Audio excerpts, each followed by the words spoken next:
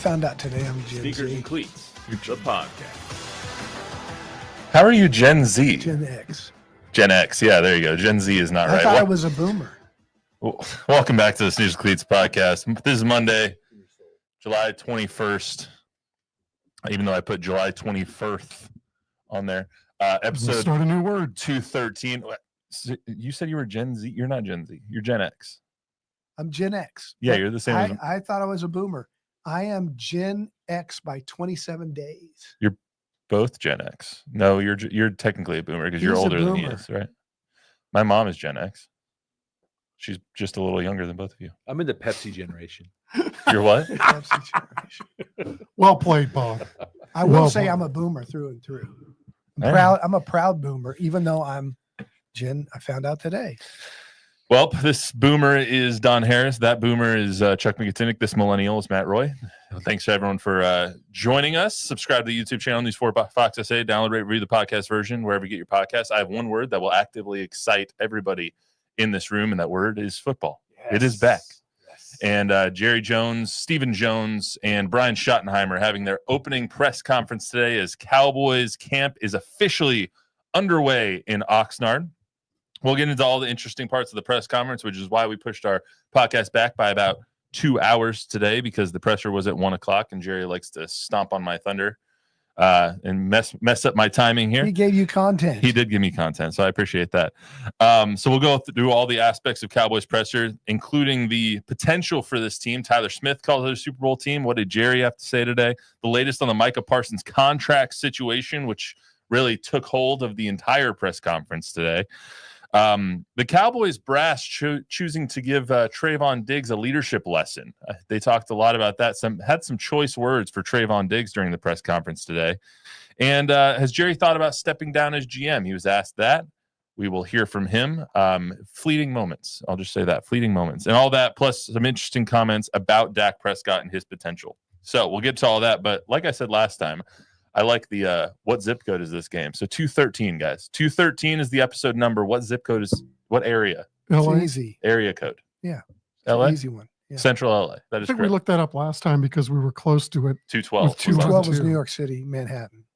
I want to know how that works. Like 212 is on a completely different coast than 213. Why does that? In my area code when I was a kid, and still my phone number is 760 is area code. That's also Southern California. So I don't know how all those things work. That's Orange County.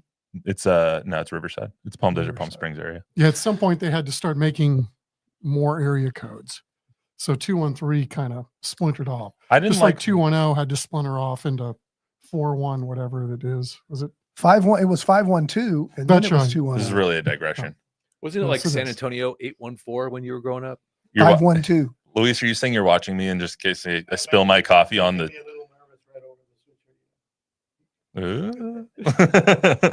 All right, let's get to it. So the Cowboys opening training camp today in Oxnard. Opening thoughts of the hour-long press conference that we heard today from Jerry, Steven, and Brian. Chuck, we'll start with you. Oh, I heard 512. I immediately thought of the song by Lamb of God, 512. But I digress. Okay. Jerry on the offensive a little bit. Digging in, for Pun lack intended. of a better term, playing the tough guy today with the contracts. We all know how this turns out. Player gets paid, player gets overpaid. So I'm curious as anybody to see when this all comes together.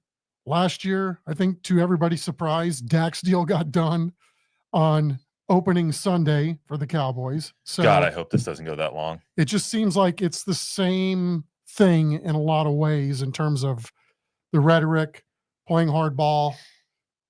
You know, there's a reason why Micah isn't signed. So I'm sure they'll get there at some point, but we're not there just yet.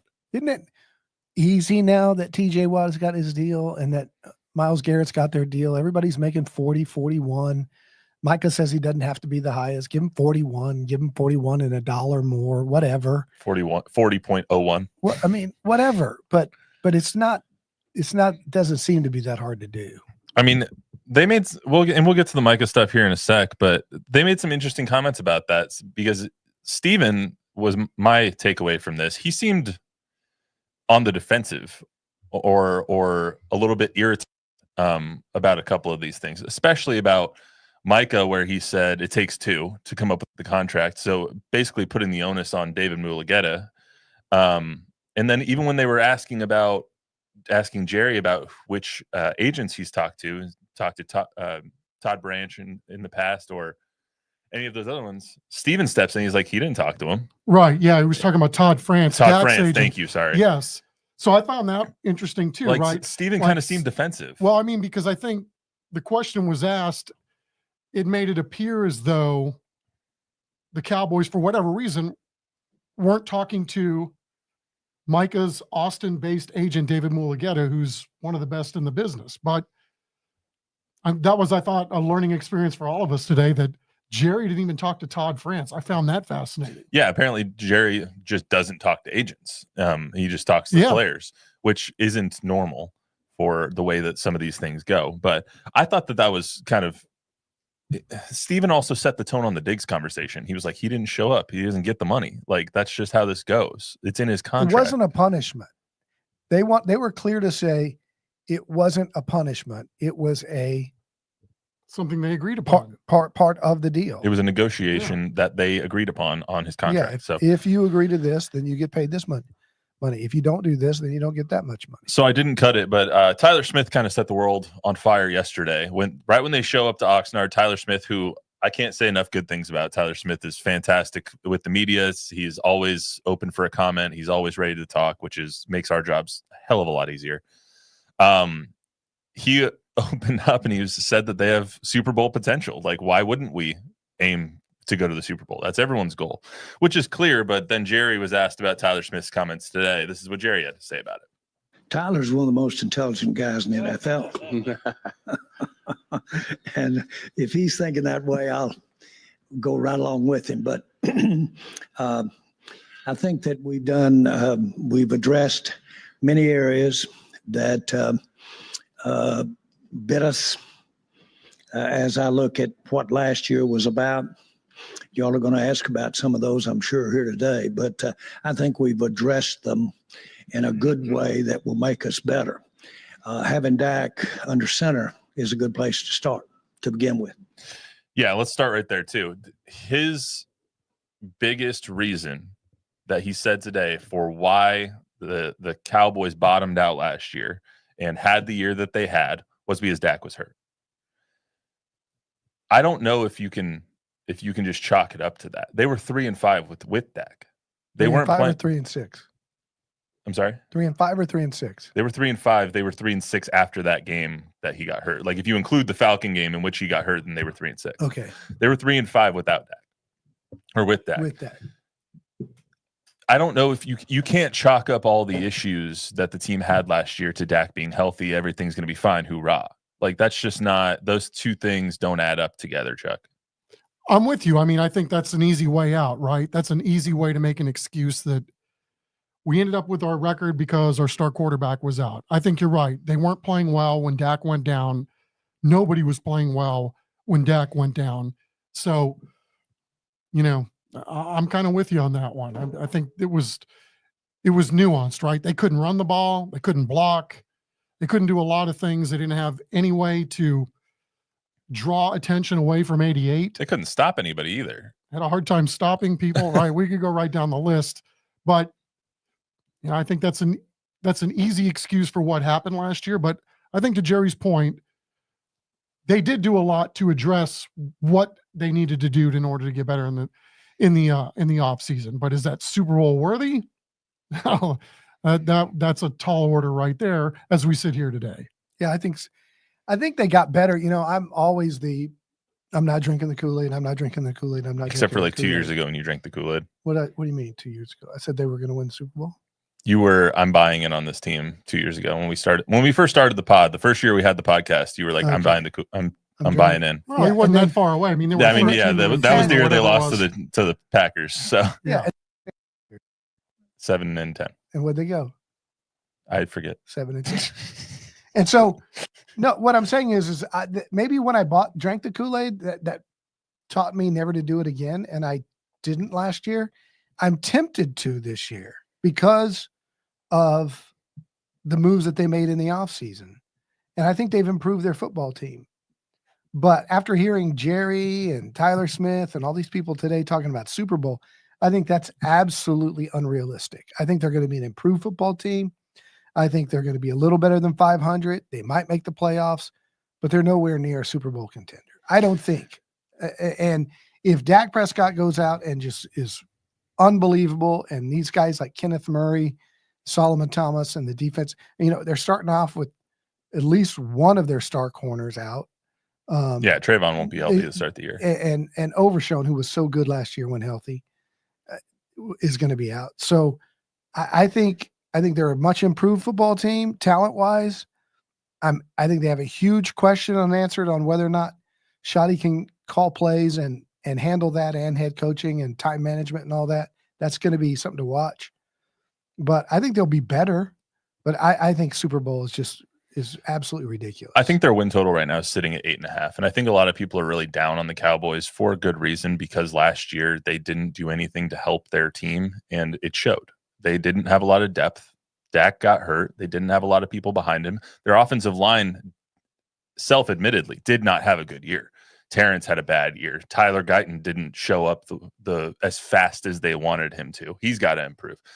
But coming into this season, I think the tempered expectations are going a little too far in the other direction now, whereas last year you're coming off this wildly successful 12-5 season, and you're coming in and you're like, we're just going to run it back with the same team that we had before, because that's the team that got us to 12-5, and we were trying to get back from this Packers debacle, them coming into AT&T and destroying us with a rookie quarterback, or a first-year starting quarterback. He wasn't a rookie at that point.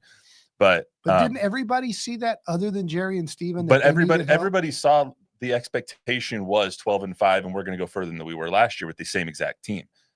This year, it's okay. You were 7-10 last year. Your expectation now is people are expecting you to go 8-9, 9-8. I think they surpassed that, but it's going to be there still is a lot of question marks, and especially on the roster, which we'll get into over the next month or so when it comes to how the cornerback room is going to play out. Is there enough depth there with Kyer Elam and with Kalen Carson and with all the guys that they've stepped up? Is Deron Bland going to not get played or beat like a freaking drum against guys like Jamar Chase again, like he did against the Bengals? Was he a one-hit wonder? That it's starting to look that way.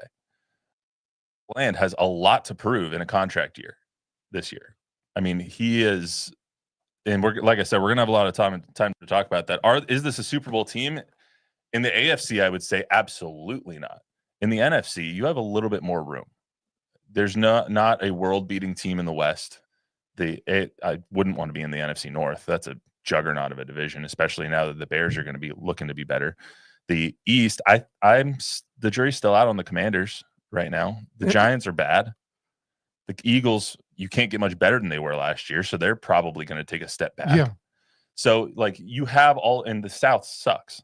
So, you have a lot of teams that you can be better than if you're a little bit better in the NFC. And I think that has to be the focus, right? Because we all know if you handle your business and you win your division, you're hosting a playoff game.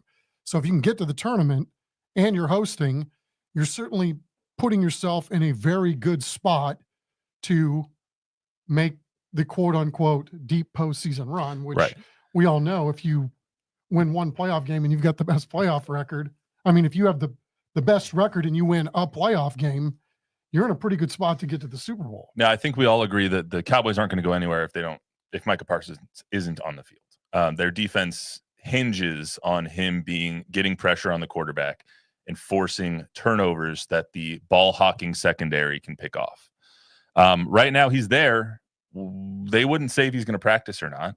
I would doubt that he's going to practice tomorrow. But when it comes to the contract, that held up probably 40% of the conversation in this hour-long press conference today. So let's hear from Jerry on the contract status of Micah Parsons. Of all of the people that I've sat down with as a player, of all the players that I've ever negotiated with, Michael Parsons is as savvy and knowledgeable and understanding of his financial business relative to football as any player I've ever been around. John. Now, he's smart. Not at all. We do, and I don't mean this, I have things undone, dangling participles. I bet I have 20 of them every day. in some pretty serious areas. You can't have it all done at the same time. It doesn't work that way. And so this is just a part of it. We've got, again, I want to mention that we're here with everybody under contract. 2 years ago, we were here, and I think Zach Martin wasn't here. You had a situation, although we had a contract, so you worked through that. I was looking at this documentary, and it spent some time going back in the Emmitt Smith negotiation and what was going on there. There's nothing new about what we're talking about here today relative to contracts. That's been going on a long time. Now, if you say, well, if you don't get him in, are you going to lose the first 2 games and then go on to win the Super Bowl? Well, we'll take that. 2 things. I should have put a counter on the amount of times he mentioned the Netflix documentary. It was at least 5. 6. Yeah. Sell, baby. Dude, at least 5 or 6 times he was like, I was looking back at that documentary, and oh boy, and he just kept mentioning it. I was like, oh my God, just keep selling. All while telling us he doesn't think about the past. Yeah, exactly. The other thing was regarding the Micah stuff. Micah is a very smart guy. Like he obviously Michael. Yeah, Micah. Mm-hmm. Michael Parsons. His alter ego. Very smart guy who obviously thinks about his future off the field, which is why he has his podcast and all that stuff. So he's very smart, business savviness. And I think that Jerry and Steven have a healthy respect for Michael and how he handles his business. There's no effing way this goes 2 games into the season. No. God, I hope not. And I hope it's not on opening day either. I don't want that again. It's supposed to be, and arguably, you look back at that, the story becomes Dak's contract because he's the highest paid guy in the league. And that was arguably the Cowboys' best performance of the year last year at Cleveland. And so that stuff gets overshadowed if you don't. Right. But I mean, as long as you handle your business, handle these things now. I mean, I think that would be the hope for most of us, is that so this doesn't become a lingering distraction, a daily thing because he's not out on the practice field. To be fair, that was before we knew Cleveland was Cleveland last year. Well, I think that was before Cleveland was going to be Cleveland. I think that was before Cleveland knew that they were Cleveland Well, last at least year. we're healthy. Sorry, Bob. Jerry has had this long time, I don't know if it's a rule or a way of doing things going all the way back to Austin, especially with undrafted free agents and lower round draft picks, that he thinks works on big name players, and it doesn't. The big name player, correct me if I'm wrong, always wins the negotiation with Jerry. They always get their money. It seems to be a recent trend that everybody gets their money when it comes to holding out. No, But the old Jerry, or I remember Dexter Coakley and people like that who were at training camp in their dorm room, just waiting for their agent to call them and say, yes, go get out there. Like, we got it done. They would show up and they would report. Jerry, in my mind, is banking on Micah because Micah's a good guy. Micah wants to lead. Micah's all in. Jerry's taking advantage of his better angels, knowing that he's going to come and show just like he did for all the OTAs, get in shorts. And you know what he did? We saw it in OTAs. He was in shorts. He wasn't participating, and he was watching drills and somebody wasn't doing it right. So he jumped in and he went all out for 2 plays. That's when the, non-contact ACL happens. So is Micah going to fold? Jerry's banking on Micah calling his agent and saying, where are we? 5 days into camp, they're still at 38.5 and you want 42 million. Take the 38.5. I don't care. I want to play. That's what Jerry's thinking Micah's going to do, but he's not. Dak didn't, CD didn't. And so I think Micah wins, and I think it's 2 or 3 weeks into camp. Let me ask you this. What is more likely out of these 2 options? What's more likely, that that this deal is done within the next week? So by the time we sit here next Monday, well, you guys sit here next Monday. I won't be here. But what's more likely, that it happens in the next week or that it happens in the week before the season starts? It's closer to next week than the week before the season starts, but I don't think it's either. I think it's 2 or 3 weeks. I mean, it's spitballing at this point, right? The way things have gone recently, this gets done closer to the end of the regular season or the end of the training camp. I think this gets done before the weekend. Oh, I hope you're right. I think it happens. I think this week. Cowboy fans would hope you're right. I think everyone hopes that I'm right, but everybody's money's out there. I do love being right. We all do. I'm not often, but if you ask my wife, I'm never right. But I think it really gets done this week. They spoke a little bit about things that tend to happen when everyone's together in training camp and when everyone's together in Oxnard, and you can get those face-to-face meetings and all that stuff. And I have that image burned in my brain of Jerry talking to Micah for 40 minutes, 30 minutes during practice, during mandatory mini camps. Like, they do seem to have a good, respectful relationship with one another. And I don't think that either of them, yes, it's business, but I don't think either of them are going to squeeze the other one to the extent to where that's going to be strained.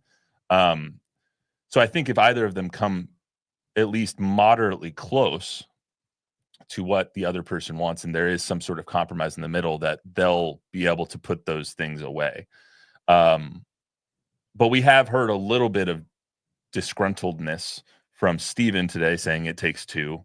From Micah on the podcast with The Undertaker last week, saying, which is just a weird sentence to say, on the podcast with The Undertaker last week, saying it's up to management. So, like, they're each pointing fingers at one another. When does it get done is up for interpretation, but I think we all know it's going to get done. They're not going to go to the season, or they're not going to go long into the season at least without Micah Parsons. They're not going to play a game without Micah Parsons. Yeah. I thought it was weird today that somebody threw out that Micah had missed 6 games last year. Was it Jerry? Jerry threw that out. It was only 4.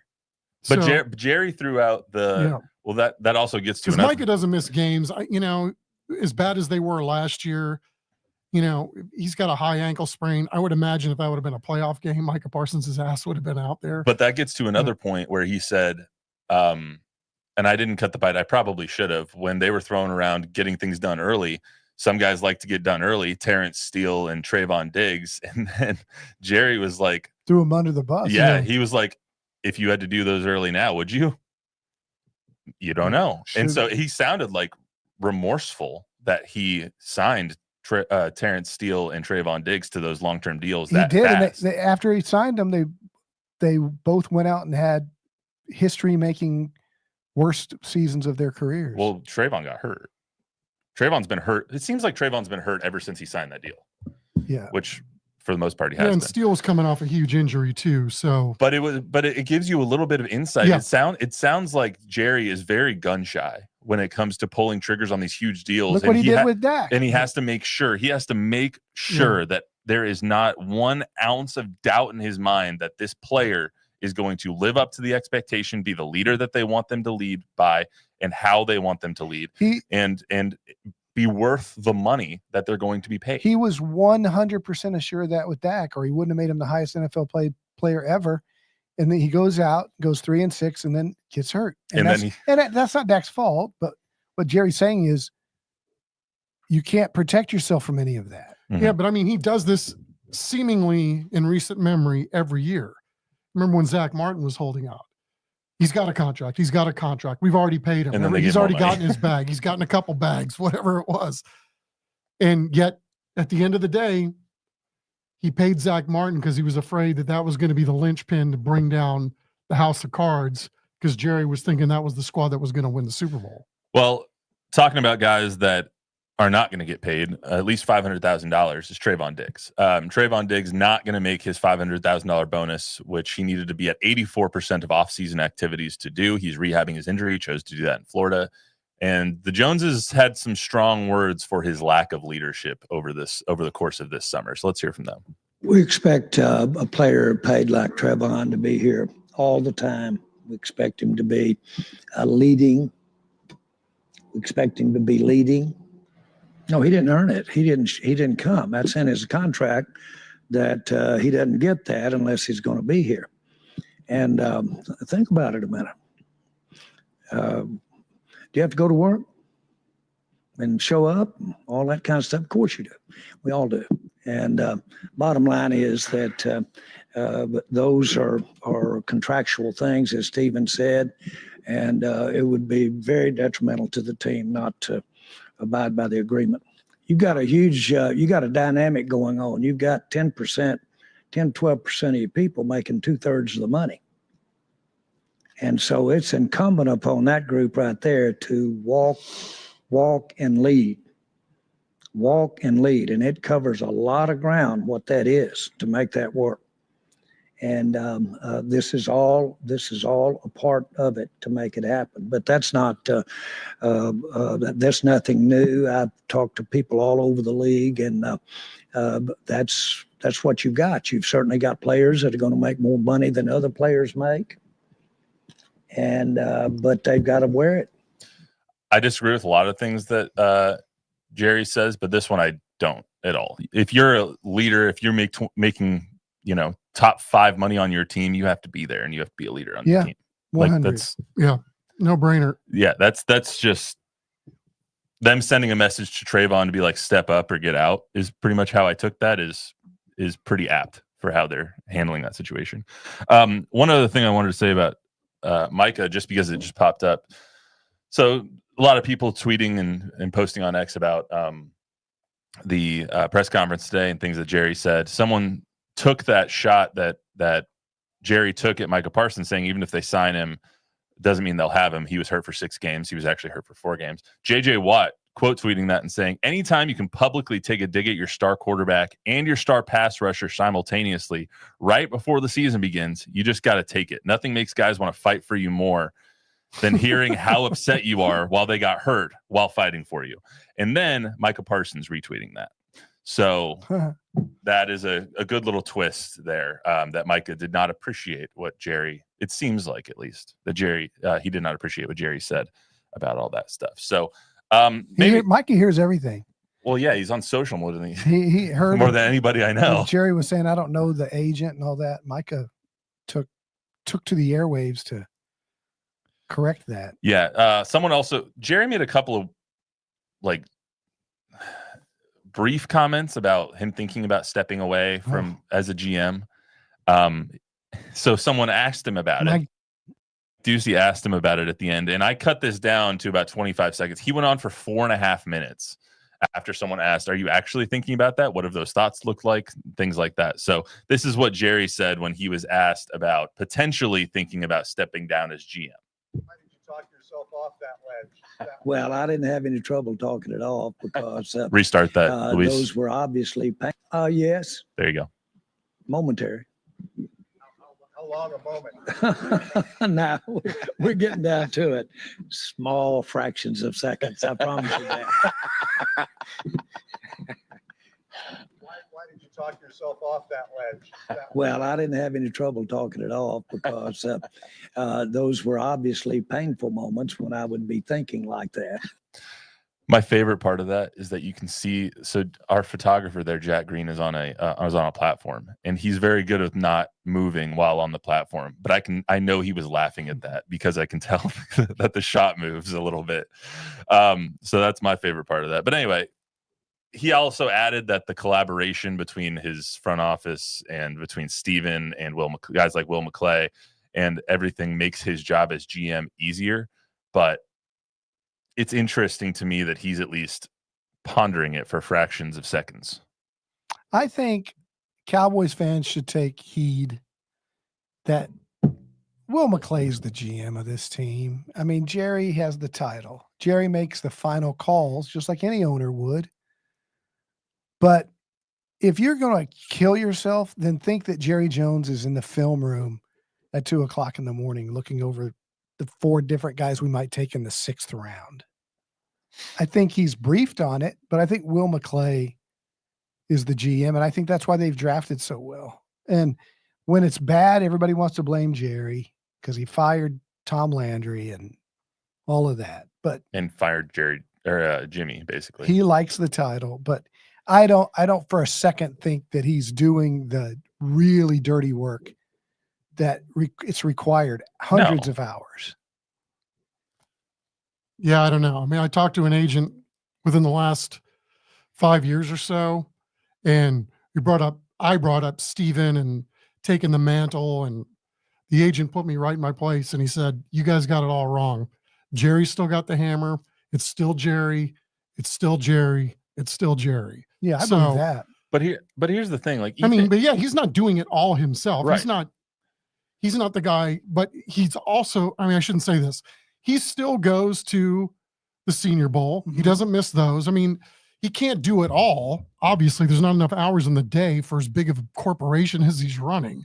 But, to say that he still doesn't have the hammer, or he's not giving everybody in the room direction and he's just kind of filling in here and there, I don't believe that, not for 2 seconds. But here's a question for you. If he took away his title as GM and was just the owner, nothing would change.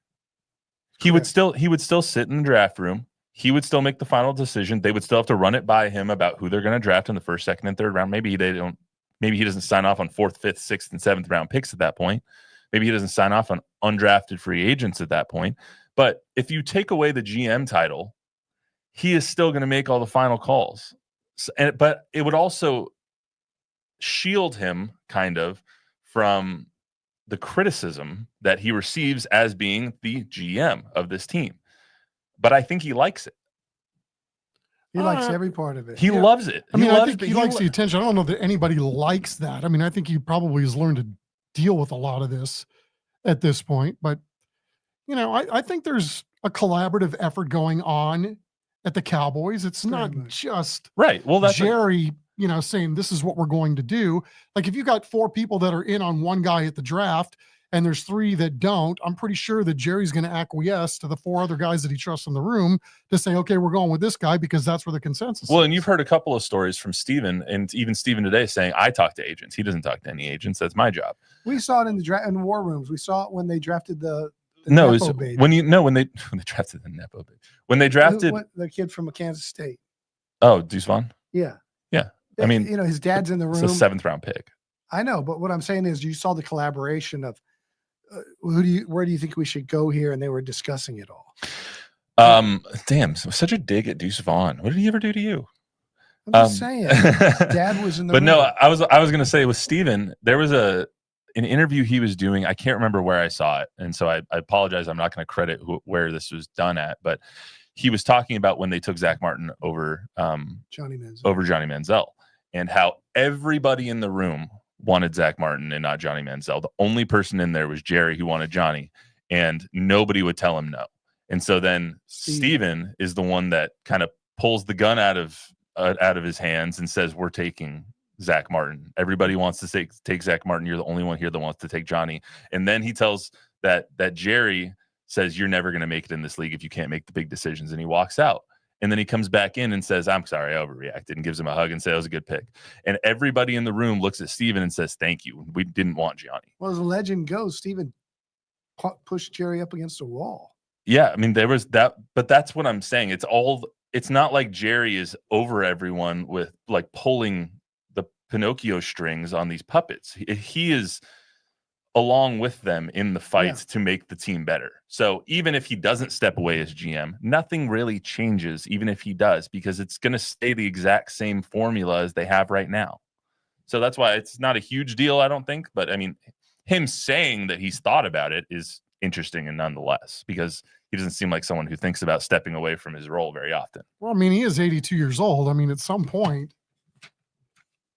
it's going to cross his mind, I would think, and cross more than his mind in a nanosecond. Yes, Bob. So let's say that you could be head coach for any team in the NFL, but you had to base it on the owner. What team would you pick? I'm going to take the Broncos out of this because they have $50 billion and they're actually really good owners. So you guys tell me first, and I think, because the Broncos would be my first choice, but it'd have to be the Packers, right? Because you technically don't have an owner. You don't have a boss. You technically have 1 million owners, but nobody that you have to directly answer to. I guess. So. I guess my question really is who's the best owner in the NFL? Who does it right? That's a good question. Yeah, I mean, Yeah, it's hard to answer like on many levels because it's like, they do those you player have to say that, polls. you have to say that Robert Kraft does it pretty well. I mean, you would have to think like, what are your criteria? I think Yep. because like the Penners in Denver are putting a lot of money into them. They're building a new $500 million practice facility. They're looking at building a new stadium in Denver. They're giving them all the tools to succeed. They're paying Russell Wilson's buyout. They're doing all those things and trying to give everyone the tools. But then you look at somebody like Jerry Jones, who has run and has turned his team into the biggest brand in all of football. Like, what's important to you? Are Super Bowls important? Okay, well then Robert Kraft is doing a great job. Are Super Bowls important to you? Then Stan Kroenke is doing a fantastic job. Right. Or if you look at those player portfolio things that they do where you rank all those. they have the players, that rank the training staffs and all that. Yeah, where the Cardinals Texans historically rank fail. right up there because they've got the most amount of trainers or whoever it may be. I mean, so yeah, I think it's layered. I don't think there's any one perfect, but ultimately, if you don't have to work for any owner that's going to be breathing down your neck every day, I would say it's got to be the Packers. Yeah, I mean, if you want to go with Community like owned. the Pagulas are good owners in Buffalo. I mean, there's a lot of really good owners. Depends on the criteria. I don't know if anyone wants to work for the Haslams, but Well, he does spend a lot of money. on the wrong guys. Well, I mean, they're spending a ton of money. Any questions in the chat or anything? Well, I just want to remind you all that Tom Guerrero was in the house, Hello, Tom. Shout out Tommy G. and he said we should be used to this by Jerry Jones. Happens every year. Yeah. Well I think said. we had the exact same podcast last year when it was CeeDee Lamb instead of Micah. So The Kool-Aid is been served. Will you drink it or will you pass? But he definitely poured it and handed it to us all today. I mean, and I appreciate it. So, that it, Bob? Yep. All right. That is all we got for you today. We're going to have another month and when's opening day? About 5 weeks from now. We got 5 weeks until the opening game of the NFL playoffs. About 5 weeks and 3 days, I think. 40 days-ish From opening day. until Cowboys Eagles on opening night. That's going to be a hell of a game too. In Philadelphia. I can't wait. How many days? 38, I want to say. Wow. I'm probably a couple days off on that. But anyway, we're going to have a lot of Cowboys talk, a lot of Spurs talk. It's quick before we get out of here. Do you think they're going to sign David Jones-Garcia or no? I don't. You don't think they're going to sign him? Wow. I think somebody else signs him. That's something. All right, we'll talk more about that on Thursday. Hopefully there's a decision made by the Spurs on David Jones-Garcia. Or maybe he's going to be playing for a Greek team. Who knows? They made him an offer today. He turned it down. Well, you won't be playing for a Greek team then. Remember, download, rate, review, subscribe, give us a 5-star rating, tell a friend, tell an enemy. Be back on Thursday. See you then.